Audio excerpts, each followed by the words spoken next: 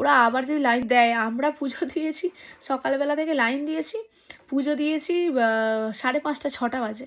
তো 6টার পর থেকে দেখতে পাচ্ছি, মানে আমরা পুজো দিয়ে বেরিয়ে আসার পর দেখতে পাচ্ছি যারা ছিল পেছনে তারা তো ঠিক করে পুজো দিতে পারেইনি, তাদেরগুলো ঠিলে মিলে তো সরিয়ে দিয়ে তো একাকার করে দিয়েছে। তারাও ভিডিও করেছে, আমি দেখেছি, এরকম কয়েকটা ভিডিও দেখেছি, ফেসবুকেই দেখলাম। তো কয়েকটা মেয়ে খুব কান্নাকাটি করছে, গেট রেডি উইথ মি থেকে ভিডিও বানিয়েছে, কিন্তু তারা পুজো দিতে পারেনি। আমাদের সঙ্গে লাইনে দাঁড়িয়েও তারা যদি পুজো না দিতে পারে, তাহলে জিয়া কি করে আবার ওই সন্ধ্যেবেলা 5:30 6টার দিকে লাইন দিয়ে ও কি করে পুজো দেবে?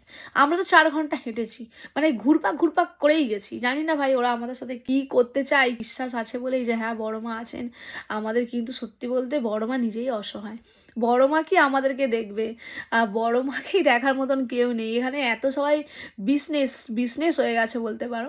কিছুদিন পর হয়তো দেখবো ওখানে ঢুকতে গেলে হয়তো ভিআইপি আর নর্মালের জন্য হয়তো লাইন দিতে হবে। ভিআইপি যদি 1000 টাকা দিতে পারে তাহলে হবে, নর্মাল আর যদি লাইন টানতে পারে তো টানবে, এরকম একটা ব্যাপার হয়ে দাঁড়াবে, এটা আমার মনে হয়। ও কন্টিনিউ কান্নাকাটি করলো, কিন্তু ওকে পুজো দিতে দিল না। ও এত কান্নাকাটি করছে যে আমি উপোস করে থেকে কি মিথ্যে কথা বলছি, উপোস করে থেকে মিথ্যে কথা বলছি। ও যদি পুজো দিতে এসে কাটুয়াতে ওর বাড়ি এত দূর পুজো দিতে এসে পুজো না দিতে পারে, তাহলে সেই মানুষটার মধ্যে কি কি হতে পারে, কতটা সে কষ্ট পেতে পারে যে এত দূর থেকে এসেও আমি বড়মার কাছে পুজো দিতে পারিনি, তাও আবার কি কোনো পাবলিকের জন্য নয়, ওনার জন্য।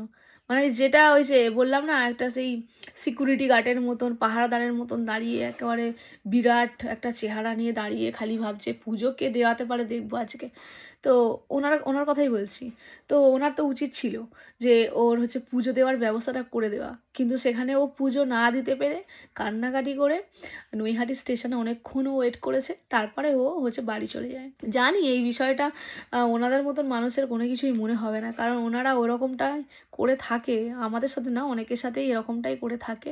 ওনাদের ওটা হচ্ছে স্বভাব। কেন বছরের প্রথম দিনটা খারাপ করার কারোরই অধিকার নেই। ওনারও জানা উচিত ছিল যে বছরের আজকে প্রথম দিন, কতটা আশা বা স্বপ্ন নিয়ে, কতটা ইচ্ছা নিয়ে বছরের শুরুটা ভালো করে করতে চাই বলেই মেয়েটা পুজো দিতে এসেছে। সেখানে কিন্তু ওনার উচিত ছিল যে ভালো করে পুজো দেওয়ার ব্যবস্থাটা করে দেওয়া। সেখানে উনি নিজে ইচ্ছে করে, আমি ভিডিওটা বানাচ্ছি, আমাকে বলছে ভিডিও বানানোর আপনার কোনো রাইট নেই। তাহলে আপনার কি রাইট আছে যে আপনি আমাদেরকে পুজো দিতে দিলেন না? আপনি কি আদৌ জানেন যে আমাদের লাইনটা ছিল কি ছিল না? আপনি তো জানেন না, তাহলে আপনি কোন রাইটে পুজো না দিয়ে মেয়েটাকে কাঁদন মাদন করিয়ে বাড়ি পাঠালেন? তো সেখানে আপনি যদি পাবলিক প্লেসে এরকম একটা সিন ক্রিয়েট করতে পারেন, তাহলে আমিও নিশ্চয়ই ভিডিওটা করতে পারি। কিন্তু এই কথাটা যদি আমি ওই সময়টা বলতাম না বেশি জোর দিয়ে, তাহলে হয়তো আমারও পুজো দেওয়াটা হতো না। আমিও 4-5 ঘন্টা জার্নি